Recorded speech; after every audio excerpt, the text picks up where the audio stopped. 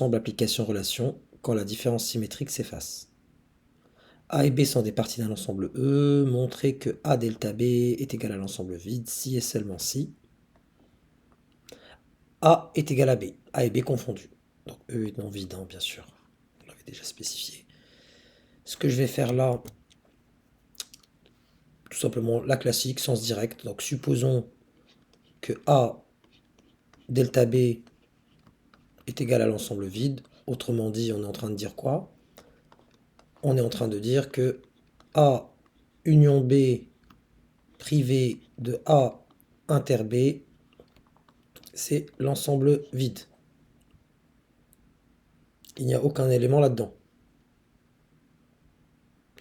Ce qu'on va faire du coup dans notre raisonnement ici, on va supposer que finalement j'ai ça et en même temps A est différent de B. Il faut voir que j'aboutis bien à une contradiction. Ça, c'est totalement vrai. Donc j'ai à la fois ça et j'ai à la fois A différent de B. Le A différent de B, je le traduis de la manière suivante en vert. Donc il existe un élément, je me ramène toujours aux éléments finalement, j'essaie de l'éviter autant que faire se peut, mais bon. Il existe un certain élément qui est dans A, et cet élément n'est pas dans B. Donc, puisque cet élément qui est dans A, il n'est pas dans B, donc cet élément appartient à A union B, et en même temps, il n'appartient pas à l'intersection des deux, puisqu'il n'est pas dans B. Donc, X appartient à A delta B, par définition. Donc, A delta B est différent, puisqu'il contient au moins un élément, est différent de l'ensemble vide, ça contredit notre hypothèse qui était, pour le coup, vraie. Et donc c'est ce qu'on a rajouté qui mène à l'absurdité. Donc c'est totalement absurde. Donc forcément notre hypothèse étant absurde, donc lorsqu'on suppose que A delta B est égal à l'ensemble vide, on aboutit au fait que A égale à B. Passons maintenant au sens réciproque. On va supposer que A égale à B.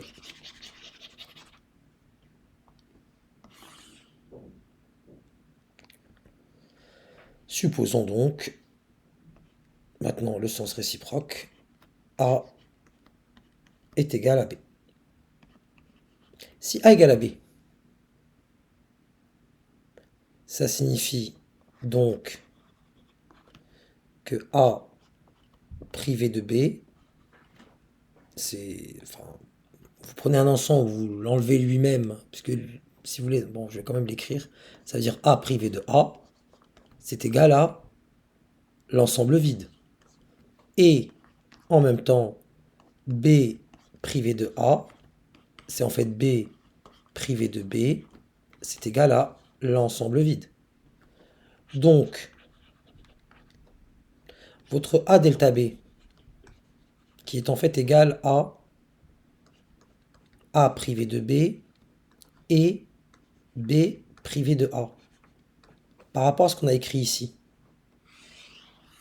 A privé de B, c'est l'ensemble vide, et B privé de A, c'est l'ensemble vide. Votre A delta B, c'est le vide intervide.